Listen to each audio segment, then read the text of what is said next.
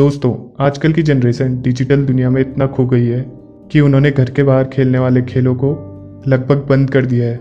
यह बात भी सही है। पहले घर वाले अपने बच्चों को खेल के मैदान से घर लाने के लिए कई हथकंडे अपनाते थे, लेकिन आज की नई पीढ़ी को खेल के मैदान में भेजना उतना ही मुश्किल हो गया है। पुराने दौर में खेल के मैदान हर बच्चे के सबसे पसंदीदा जगहों में से एक थे और सारे मैदान हर वक्त क्रिकेट, फुटबॉल और आदि गेम खेलने वालों से भरे रहते थे। और भारत के बहुत से गांव गलियों में तो मैदान होते भी नहीं थे, पर फिर भी बच्चे किसी न किसी प्रकार के गेम खेलकर अपना मनोरंजन किया करते थे। ऐसे खेल जिनका जन्म भारत में ही किसी गांव कस्बों में हुआ था, जो शायद 80 से 90 या उससे भी पहले के दशक में जन्मे हर बच्चे ने खेला होगा। लेकिन आज के नए दौर में बच्चे पबजी, फ्री फायर जैसे मोबाइल में खेले जाने वाले गेम्स में व्यस्त हैं और भारत के परंपरागत खेलों की बस अब यादें ही रह गई है। चलिए देखते हैं कौन से हैं वो परंपरागत खेल जो भारत के हर गांव, कस्बों और शहरों में खेले जाते थे।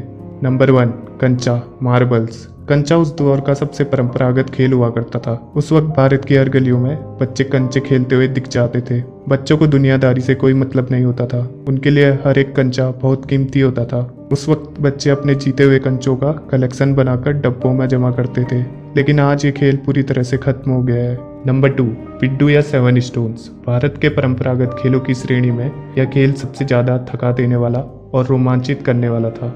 इस खेल में 6 और 7 पत्थरों को एक के ऊपर एक रखा जाता था और एक टीम उसे गिराती थी और फिर उसे वापस वैसे ही रखना होता था। अगर दूसरी टीम के सदस्यों ने आपको पत्थर रखने से पहले बॉल मार दी तो आप आउट हो जाते थे। यह गेम भी अब लुप्त हो गया है। नंबर 3, गिल्ली डंडा। पूरे भारत में यह खेल हर इलाकों में खेला जाता था। इनमें एक बेसबॉल बैट की लंबाई की लकड़ी होती थी और एक छोटी सी लकड़ी होती थी जिसकी लंबाई हमारे हाथों की उंगलियों के बराबर होती थी, जिसे गिल्ली कहते थे। इस खेल में एक खिलाड़ी गिल्ली को मारता था और दूसरे खिलाड़ी को उसे कैच करना होता था। कैच हो जाए तो खिलाड़ी आउट हो जाता था। यह खेल भी अब बस यादों में रह गया है। नंबर 4, लट्टू। इस खेल में एक लट्टू होता था जिसे टॉप भी बोलते हैं। इस खेल में खिलाड़ी अपने लट्टू को रस्सी की सहायता से घुमाते थे और दूसरों के लट्टू से टकराते थे। बेसिकली ये लट्टू की फाइट होती थी। इस फाइट में जिसका लट्टू देर तक घूमता था वह जीत जाता था। शायद इसी गेम का आधुनिकीकरण है बेब्लेड, जिसे जापान में खेलते हैं, पर यह खेल इंडिया में लुप्त हो गया है। नंबर 5, किटकिट और पोसंपा। भारत के परंपरागत खेलों की सूची में यह खेल ज्यादातर लड़कियों में प्रचलित थे। आप उन्हें इस दौर के फेमिनिस्ट गेम भी कह सकते हैं, पर आज के दौर में यह गेम भी पूरी तरह से लुप्त हो गए हैं क्योंकि आजकल की जनरेशन में टिकटॉक, रील्स में वीडियो बनाने का प्रचलन है। वो अब इन खेलों को जानते ही नहीं है और बहुतों को तो पता भी नहीं होगा ये खेल एग्जिस्ट भी करते थे।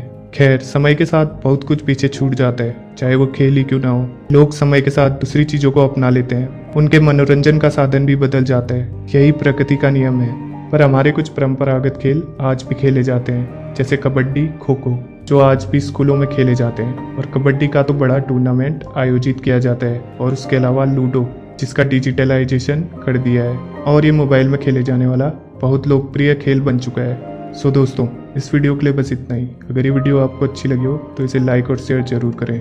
सो मिलते हैं आपसे अगली वीडियो में।